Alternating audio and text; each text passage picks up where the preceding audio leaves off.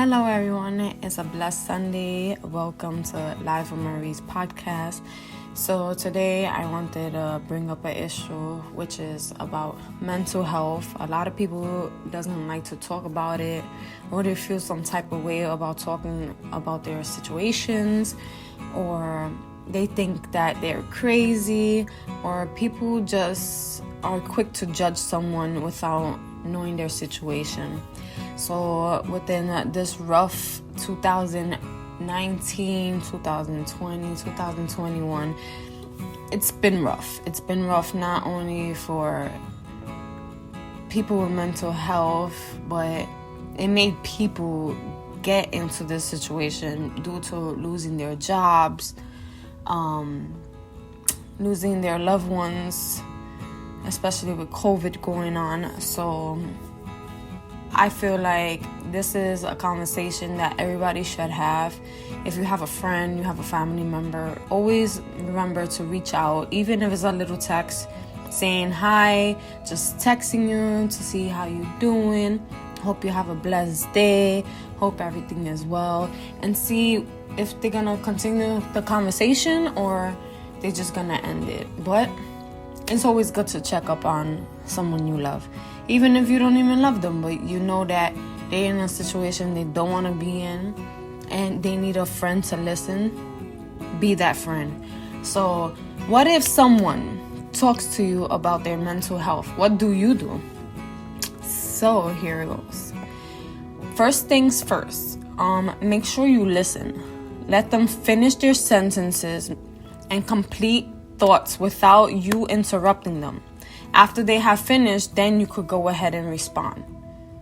So always let them speak first, and then you let them know how you feel, or if you have a good response to what they actually told you, then you go ahead and respond. Let them know if you are interested, meaning if someone has just spilled their guts out to you and you've gone through something similar to their situation, then go ahead and tell them. Open up to them as well. It helps a lot for someone to know they aren't by themselves. They are not alone. And make sure you don't switch the topic of the conversation to your struggles though. Focus on their needs as well as you focusing on yours. And always avoid being judgmental, meaning don't tell them they are being weird or crazy. It's not helpful at all, because and then they close up and lock in and they won't talk about it anymore. Always take them seriously. Try not to respond with a statement that minimize how they are feeling or what they are going through, such as, "You're just having a bad week," or "I'm sure it's nothing, don't worry about it." Never say those words, because in their situation, they are going through something. You just need to be that ear and listen. Make sure you make yourself available to talk again if you are needed. While it can be a big relief for someone to share something they have been keeping a secret, mental health struggles usually aren't solved with one conversation. They need a lot more conversations. Let the person who has spoken with you know that they can reach out to you again if they are having a tough time or a problem. It's okay to let them know if there is a time of day or certain days of the week that you aren't available. We all live a busy life. For instance, I'm here for you if you need to talk, but my parents don't let me use the phone after 9 on school nights. So call me before then. At least they will know. Before 9 o'clock, I could go ahead and tell this person how I feel and open up and have another conversation, because they will be there for me. Don't turn what you've been told into a big gossip. Don't tell somebody else's problems. Make sure it's between you and that person. If someone is talking to you about their mental health, it was probably tough for them to work up the nerve to say something in the first place. And you shouldn't share what they tell you with other students or other human beings or surroundings that's surrounded by you. Let them share on their own terms if they want to. So make sure it's a secret. If you don't understand, do some research and learn about what you've just been told. Make sure that the information is coming from a reliable source like government agencies and health organizations, or you could just go ahead and Google it. All the information is on Google. Tell an adult if you have to. Only if this is like underage or a teenager, or you know that the situation's like life-threatening, then it's good to open up with somebody that you could trust, not just somebody random. It's important to have friends that trust you, but if a friend indicates they have thoughts of plans of hurting themselves or another person, have been hearing voices or seeing things that no one else can hear or see, or have any other signs or symptoms that shouldn't be ignored, then you really need to tell an adult what is going on, or somebody else that can help you with more information. That doesn't make you a bad friend at all. Always remember that. It just means that you care for this person, that the problem requires more help than you can give. If someone you know is in a crisis, needs help, especially urgently, you could always call 1-800-273-TALK, 1-800-273-8255, or you can go ahead and send a text to 741-741. Text to 741-741. Or go to your local emergency room or call 911 if you have any concerns. Which that makes you a good friend, because at the end of the day, not just one person can go ahead and handle the situation, especially if it's life-threatening. So now, what do you do after all of this? If you've made the decision to talk to someone about your mental health, you may be nervous about how things will go or what could happen after this. Things might be a little awkward at first for both people in a conversation, because a lot of people talking about anything related to their health or body can be kind of tough at first, especially with a situation that you don't want to be judged. This person also, you have to remember, they probably feel a relief because they held this for so long, depending how long they've been going through it. They'll probably feel a relief. Being able to open up and share something you've been keeping to yourself for a long time can feel like a weight has been lifted. You also might learn that the person you're talking to has had some personal experience or knows someone in their family who has gone through something similar, which will help you to feel less alone, because you're both going through something similar at the same time, and you both could actually open up. You also may encounter someone who doesn't really understand. Meaning, while it's likely that a person will know someone who has struggled with their mental health, whether it was recently or for a long time since they were young, they may not understand what it's like, especially if they haven't struggled themselves. Always expect to be asked questions, but never stay quiet. Some questions might include, how long has this been going on? Did something difficult happen before you started feeling this way? Can you describe what it feels like? You don't have to answer every question that you're asked if you don't want to. Remember, that person you're talking to is probably asking questions to help them better understand what you're going through. It's also possible that you might not get the reaction you were actually hoping for. Meaning, it can be discouraging if you woke up, the nerve to speak up, and you are then told, you just got the blues, get over it, it's just one of those days. Stop being so silly. Or you are worrying too much. Sometimes this kind of reaction has to do with culture or expectations. Always try to explain how it is really having an effect on your ability to live a healthy and happy life, and you aren't sure how to make things better. If for some kind of reason the person you chose to talk to still isn't getting it, or someone else will, Think about someone else you could talk to that would actually give you the help you need. Don't stop or go back to ignoring your situation or struggling alone. Just find that right person you could open up to that has a better understanding, will ask you the right questions, and the conversation will actually prolong and you get the answers you need. The conversation is the first step in a process. Congratulations for getting all the ball rolling out that you've been holding inside of you. If your first conversation isn't with your parents, you probably need to talk to them at some point. Your next step might be going to an appointment of some sort. So if you don't have that friend you could open up to, probably a therapist will help you more.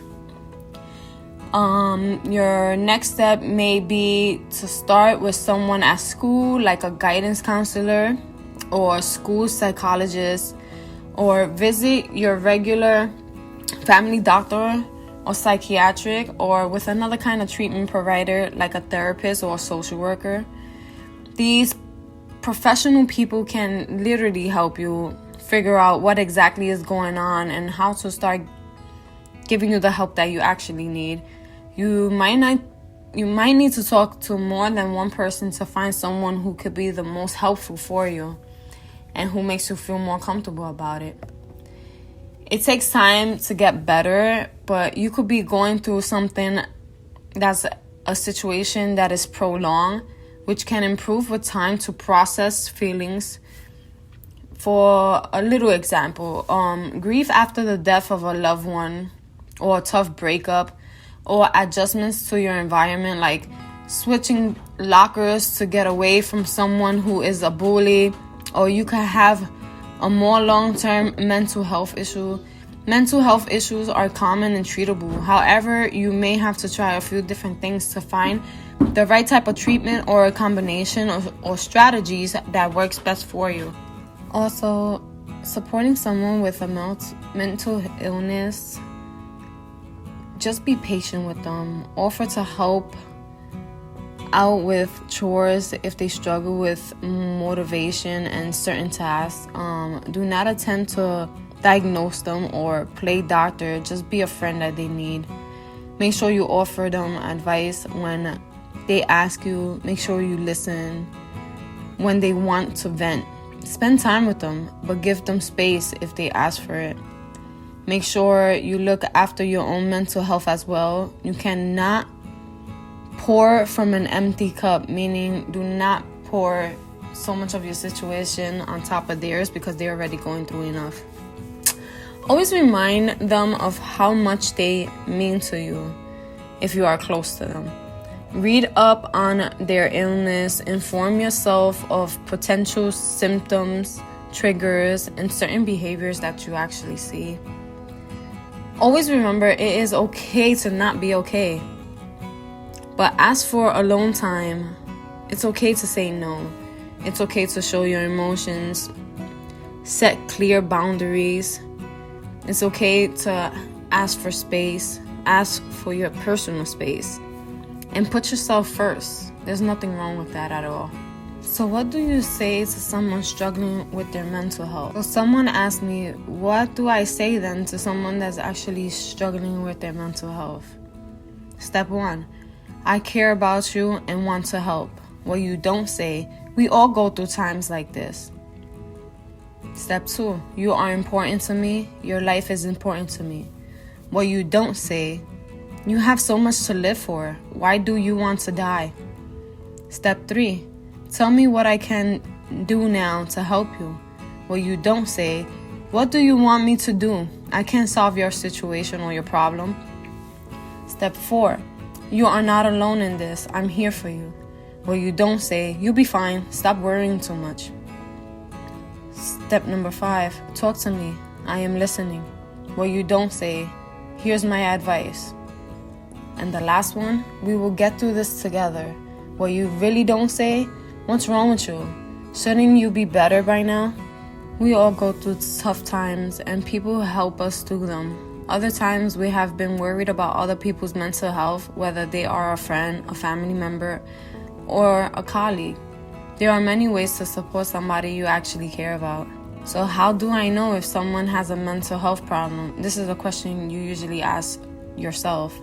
Sometimes it will seem obvious when someone is going through a hard time, but there is no simple way of knowing if they have a mental health problem. But sometimes you don't need to know. It's more important to respond sensitively to someone who seems troubled than to find out whether or not they have a diagnosis. But it doesn't give you a right to diagnose them. Although certain symptoms are common with specific mental health problems, no two people behave in exactly the same way when they are unwell. If you know the person well, you may notice changes in their behavior or their mood swings. If you are worried about someone, it can be difficult to know what to do, especially in that moment. When you are aware there is an issue, it is important not to wait it out either. Waiting and hoping they will come to you for help might lose valuable time in getting them the support they need. Talking to someone is often the first step to take when you know they are going through a hard time. This way, you could find out what is troubling them or what you could do to help them in time. So here are the 8 tips for talking about mental health. Step 1, set a time aside with no distractions. It is important to provide an open and non-judgmental space with no distractions around you or around them. Step 2, let them share as much or as little as they want to. Do not force them.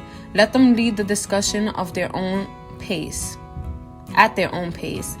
Don't put pressure on them to tell you anything they aren't ready to talk about. Talking can take a lot of trust and courage, especially from them. You might be the first person they have been able to even talk to about this situation. Step 3, don't try to diagnose or second guess their feelings. You are not a therapist. You probably aren't a medical expert, and while you may be happy to talk and offer the support, you aren't a trained counselor.